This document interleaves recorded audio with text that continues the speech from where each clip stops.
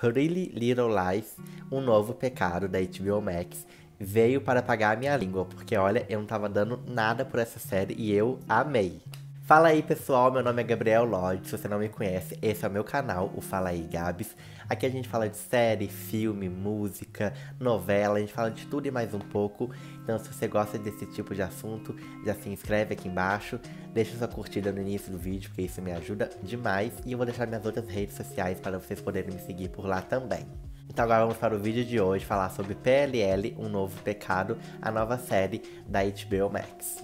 Lançada no dia 28 de julho na HBO Max, PLL Um Novo Pecado, ou Original Sin, tem 10 episódios e é um reboot, um spin-off da série de sucesso de 2010. Então, gente, e eu fui muito fã da série original quando ela foi exibida. Eu acompanhei cada temporada, mesmo a série se perdendo um pouco, ficando até ruim. Eu não abandonei ela, eu vi até o final. Inclusive, eu estou revendo no momento. Eu estou na última temporada já. Porque realmente é uma série que eu amo muito. Eu amo as personagens, eu amo a história, eu amo os casais. É uma série que marcou muito a minha vida. Eu comecei a ver ela, eu tinha ali 13, 14 anos. E eu terminei de ver, eu já estava na faculdade. Então é uma série que acompanhou muito a minha vida. Então eu tenho um carinho muito grande por ela. E quando anunciaram esse reboot, eu não gostei muito. Porque, primeiro, eu sentia que era muito cedo pra fazer uma nova série. Segundo, já tinha sido cancelado 2 spin-offs de PLL que não tinham dado certo. E eu fiquei pensando, pra que tentar fazer outro?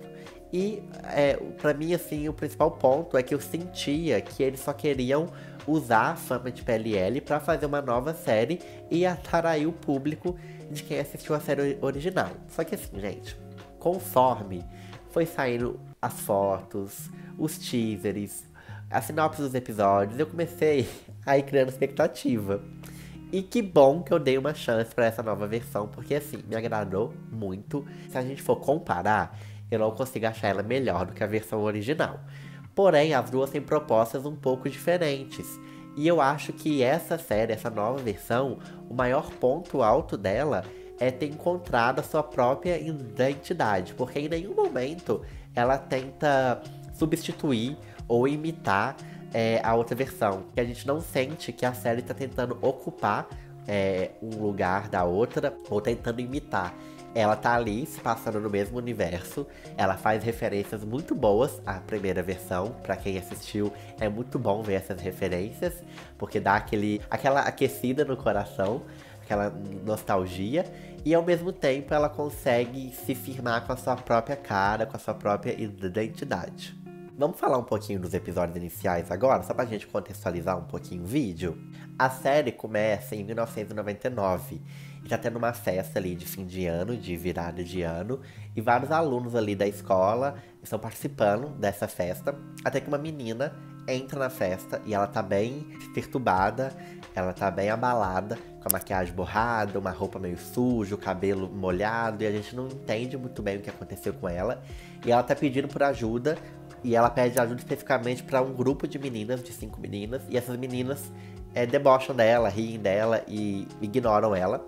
E essa menina sobe num alto assim da festa e chama a atenção de todo mundo e ela se joga, ela se mata. E aí a gente descobre que essa mulher se chama Angela e era uma aluna ali da escola da cidade e ela se mata. Nos dias atuais, 5 garotas começam a receber mensagens estranhas de uma pessoa e elas deduzem que quem tá mandando essa mensagem é uma outra menina, que é a Karen, que é uma espécie de menina malvada da escola, inclusive, né? Tô aqui de meninas malvadas. E elas deduzem que quem tá mandando essas mensagens é essa menina querendo provocar. Porque cada uma dessas 5 meninas teve algum tipo de desavença com a Carrie. Então essas meninas acabam se unindo. Elas não eram amigas, elas se conheciam porque estudavam na mesma escola, moravam na mesma cidade. Mas elas acabam se unindo por conta desse ponto em comum, que é a desavença com a Carrie. E nesse momento também vai ter um baile na escola. E uma das meninas, a Imogen, ela resolve se candidatar à rainha do baile, já que a outra pessoa que está concorrendo é a Carrie. E ela quer se candidatar justamente para bater de frente com ela. Então elas vão para o baile, só que no baile acaba que a Carrie é assassinada. Só que as 5 garotas, a Imogen, a Farron, a Mouse, a Noah e a Tabby, elas veem a pessoa matando a Carrie. E depois disso elas recebem uma mensagem ameaçadora, dizendo: uma já foi, agora só faltam 5. E a partir disso, elas começam a perceber que a pessoa que está seguindo elas e ameaçando elas não era a Carrie, e sim um assassino de verdade. E conforme elas vão investigando, elas começam a descobrir que essa pessoa quer vingar a morte da Angela, quer vingar o suicídio da Angela. E aí elas vão investigando e começam a descobrir que as mães delas estudaram com a Angela, e as mães delas podem ter sido responsáveis, de certa forma, pela morte da Angela. E aí começa a conectar a história de 1999 com a história dos dias atuais. Vamos falar um pouquinho agora sobre os pontos positivos dessa primeira temporada?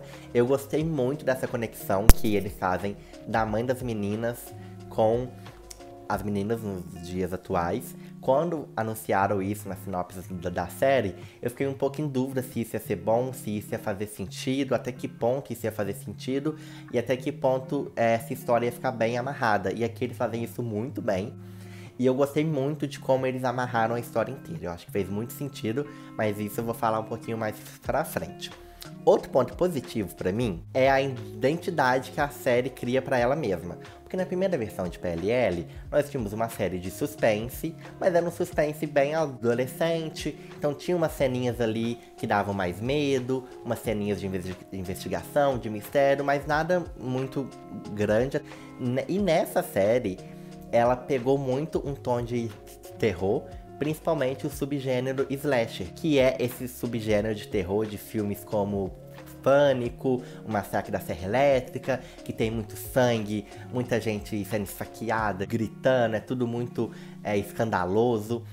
E aqui eles colocaram isso muito bem, não fica exagerado, fica num tom certo e combina muito com essa nova versão, com a ambientação da série.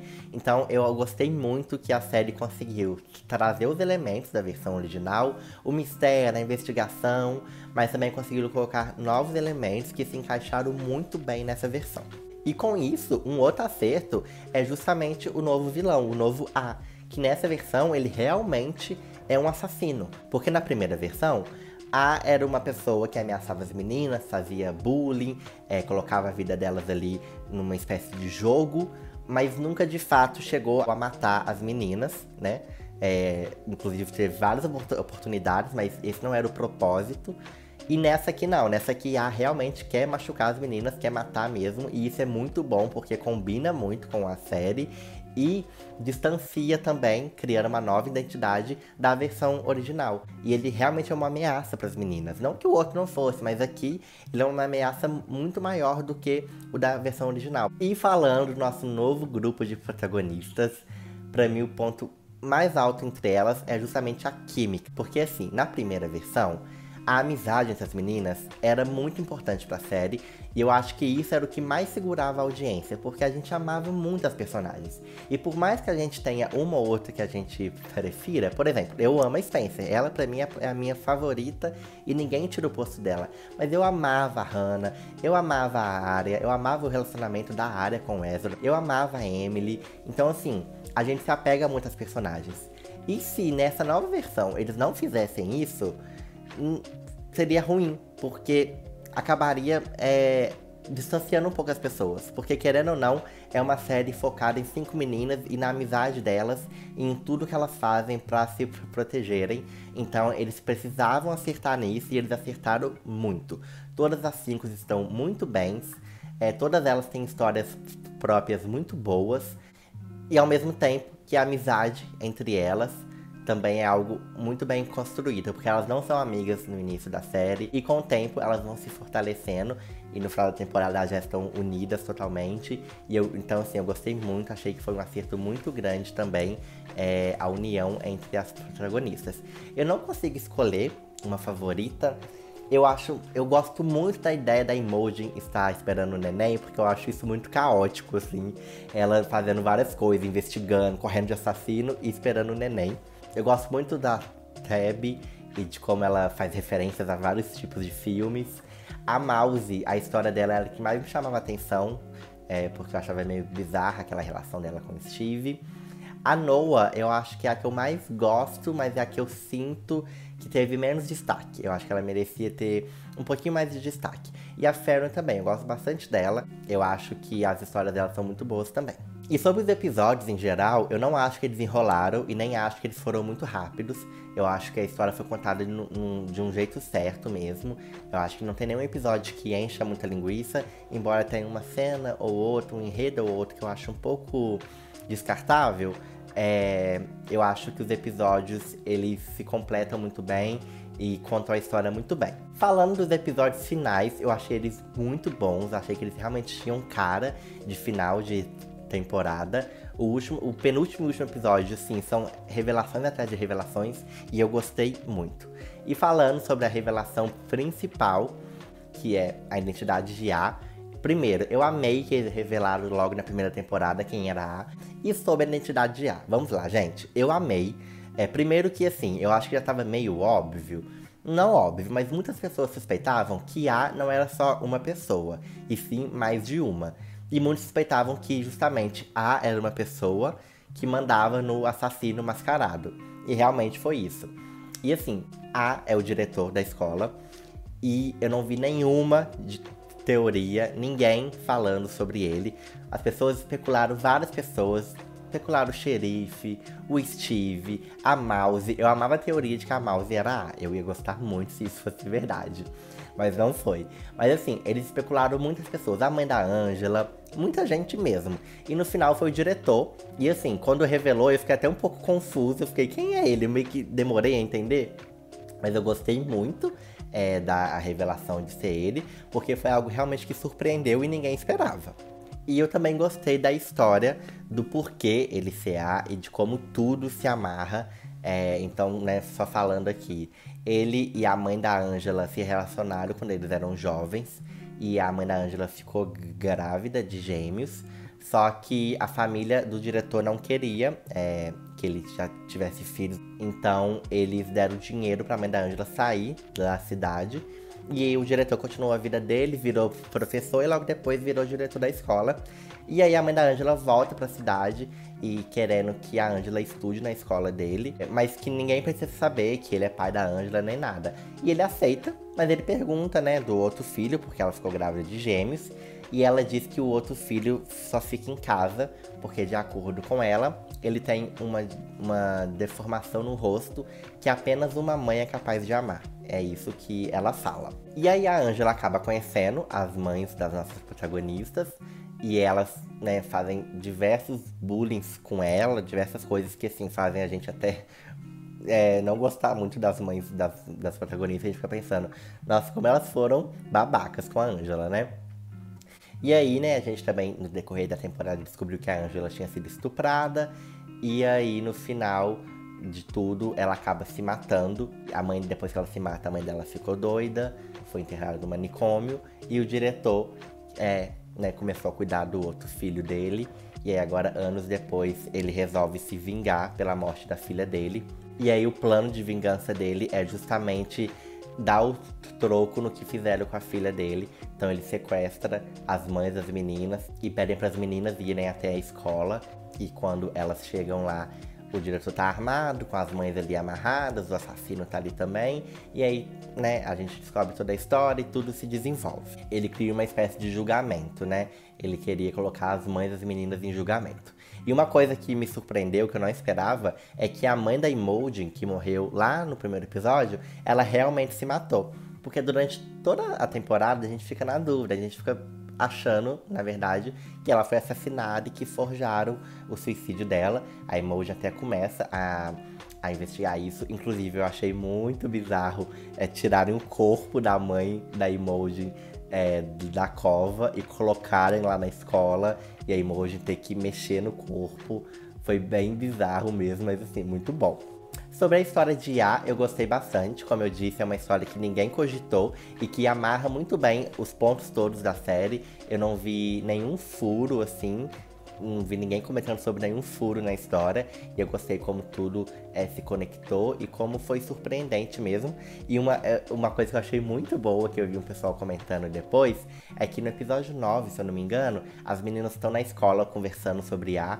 E elas pegam e falam: só pode ser alguém que está em todo lugar e que consegue ter acesso a tudo e que consegue ter ouvidos nas paredes. E nesse momento, na caixa de som da escola, o diretor começa a anunciar alguma coisa e aí elas param, olham pra caixa de som, ouvem o que o diretor tá falando e voltam a conversar. Então, tipo assim, no momento exato que elas estavam falando sobre quem poderia ser que só poderia ser alguém que tem acesso a tudo dos alunos, o diretor começa a falar. Então já foi uma pista que eles deram, só que assim, passa despercebido, né?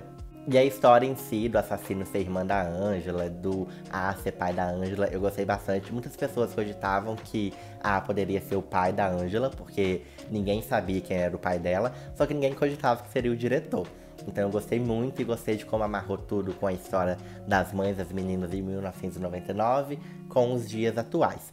E isso só é possível justamente pela série ter 10 episódios. Por quê? A versão original de PLL é muito boa, eu amo.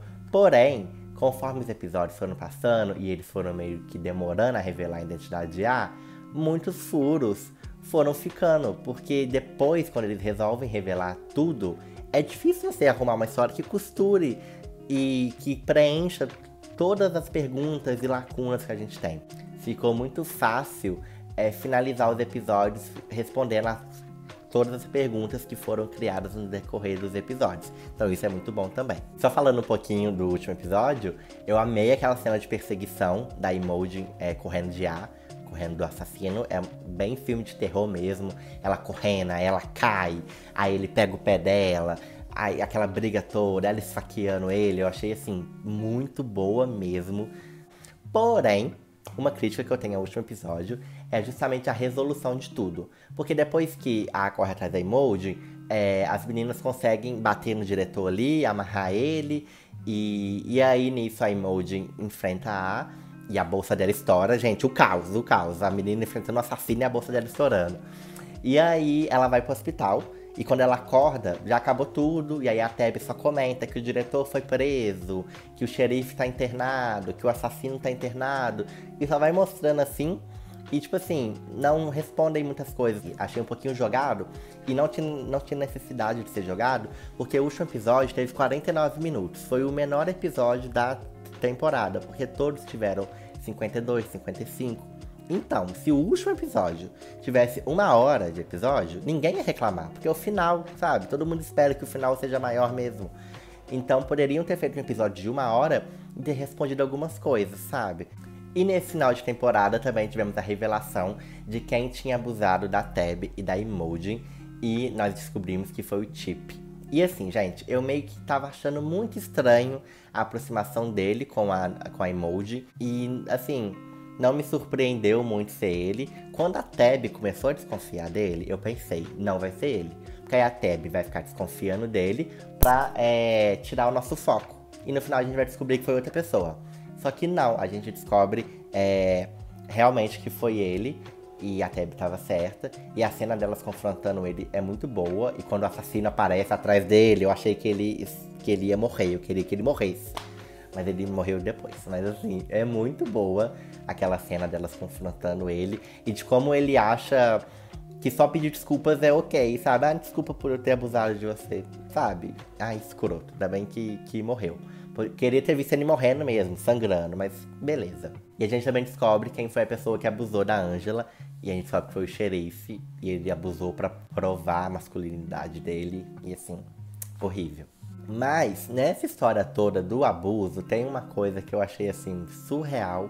Que foi as meninas coletando sangue dos meninos pra tentar descobrir quem era o pai do neném da Imogen, pra tentar descobrir quem estuprou ela. Gente, assim, sério. Tudo bem que tinha lá a campanha de doação de sangue da escola. Só que aí elas pegam algodão por algodão e quantos exames elas mandaram pra fazer de forma clandestina no laboratório pra conseguir encontrar alguém. Tipo assim, eu achei tão surreal isso, tão nada a ver.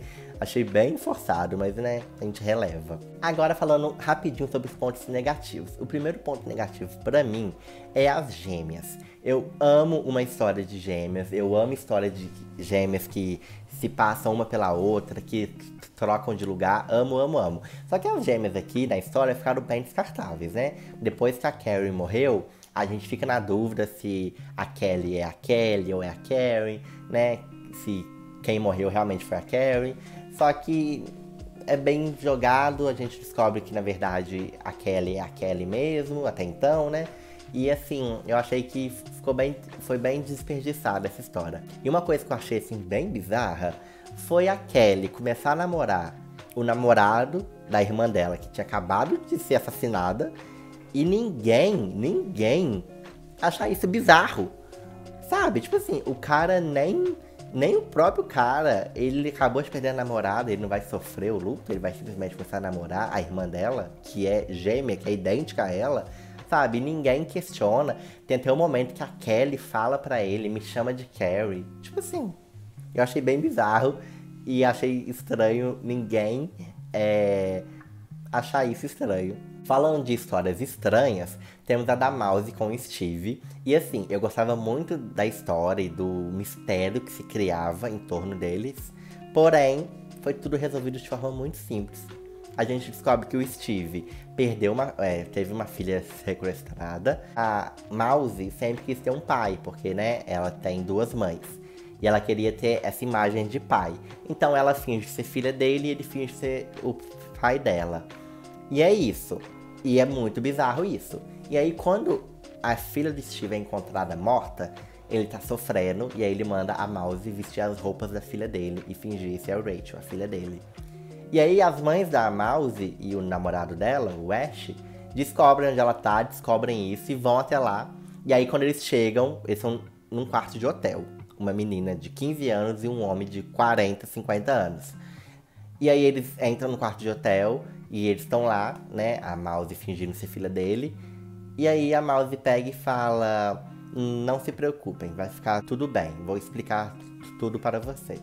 E acaba, é isso a resolução. Gente, pelo amor de Deus, imagina só, você chega e vê sua filha num quarto de hotel com um homem de idade pra ser pai dela e ela fingindo ser filha dele e é isso? Não, sabe? Achei bem jogado e bem assim, é isso aí mesmo e acabou. Não.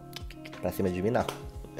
Tinha que ter desenvolvido melhor, sim. E falando em desenvolvimento, cadê o desenvolvimento das relações amorosas das meninas? Não teve nenhum. Eu acho que o melhor desenvolvido, e é o casal que eu mais gostei, foi o da Mouse com o Ash. Esse foi desenvolvido desde o primeiro episódio, eles começam a conversar, começam a sair, ok. Agora, por exemplo, a Fern começa a namorar o cara que faz aula de balé com ela. Qual é o nome do menino? Eu não sei.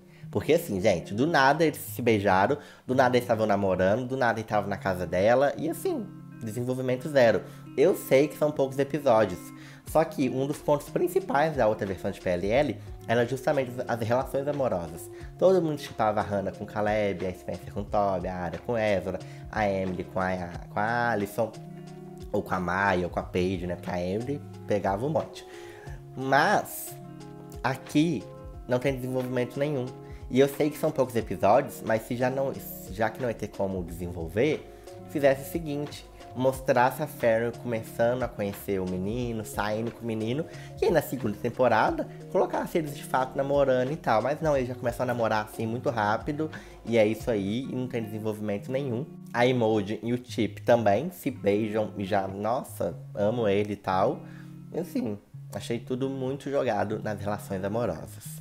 E tivemos muitas cenas jogadas que não agregavam em nada na história. Exemplo, temos uma cena da Kelly chegando na escola, acho que é no 9º episódio, usando as roupas da irmã dela. Ela chega desfilando e tal, todo mundo para pra olhar ela. E aí uma das meninas até comenta, ela tá usando as roupas da irmã, não é possível que vai começar tudo de novo, né? Do tipo, não é possível que vamos ter outra menina malvada aqui na escola. E é isso. Não acontece mais nada, ninguém fala mais sobre isso, ninguém fala sobre como é estranho a Kelly tá substituindo a irmã dela, roupa, namorado, ninguém fala, e essa cena é jogada assim do nada. Da coisa que eu achei bem nada a ver. Por que a Kelly foi pra escola no último episódio, quando as meninas estavam com o assassino? Ela tá saindo de casa e ela fala pro pai dela que tá indo ajudar as amigas dela. Mas, como ela sabia que as meninas estavam lá e como ela sabia que as meninas precisavam de ajuda? E aí, nisso, a mãe dela esfaqueia o pai dela, porque o pai dela tá ameaçando lá, matar ela e tal. A mãe dela esfaqueia. Aí ela sai da casa, vai até o namorado dela e fala, eu preciso de ajuda. Aí eu acho, tá pedindo ajuda porque o pai dela foi saqueado. Ela vai pra escola. E o pai dela, e a mãe dela que acabou de saquear, ela vai lá ajudar a mãe dela, chamar o médico, chamar a ambulância. Tipo assim, a prioridade dela é ajudar as meninas. E como ela sabia que as meninas precisavam de ajuda. E aí, nisso, uma coisa que eu não gosto, gente. Elas chegam na escola e o diretor atira no namorado dela, que eu nem sei o nome também. Pra que atirar no personagem? Completamente descartável. Não causa comoção nenhuma. Eu sou a favor das séries, livros, filmes fazerem coisas que vão causar alguma coisa em quem está assistindo. Então, assim, se fosse pra atirar em alguém, atirasse na mãe de uma das meninas, porque aí ia ter aquela comoção. Ou atirasse em alguma das meninas, que a gente ia ficar preocupado, será que a fulana vai morrer? Será que a mãe da fulana vai morrer, né? Mas não, atira no namorado da Kelly, que eu nem sei o nome, e atira nele e ele sobrevive. E assim, é isso aí. Sabe, eu acho tão desnecessário e não agrega em nada. Tirasse alguém importante, sabe? E outra coisa que ficou bem jogada, né? A mãe da Kelly saqueou o marido dela, o pai da Kelly. E no final ela tava lá com todo mundo, fazendo ceia de Natal. E aí, ela não foi presa? Não falaram nada, não mostrou nada. Se ela vai ter que pagar alguma fiança, sabe? É tudo muito jogado. Eu acho que poderiam, já que era o último episódio, ter mais tempo de episódio e ter explicado essas coisinhas que vão jogando. É meio que tipo assim, revelamos quem é A. Agora vamos terminar o episódio porque o importante já foi revelado. Não, gente, a gente gosta de ver tudo preenchidinho, sem nenhum furo. Eu detesto furo, detesto coisa mal resolvida. Se tinha tempo, resolvesse direito. E aí, chegando no final, temos, assim, um dos melhores momentos da série, que é a referência maravilhosa que eles fazem da primeira versão de PLL. Que a Imogen, ela tem o neném dela, só que ela não vai ficar com o neném. E aí ela conta que já tem um casal de olho no neném, querendo ficar no neném. E aí ela fala que é um casal de Rosewood, que são escritores. E que aí a mulher se chama Arya e o homem se chama Ezra. E assim, gente, nesse momento eu surtei tanto. E eu jurava que a Arya e o Ezra iam aparecer no final do episódio. Não apareceram, fui feito de palhaço.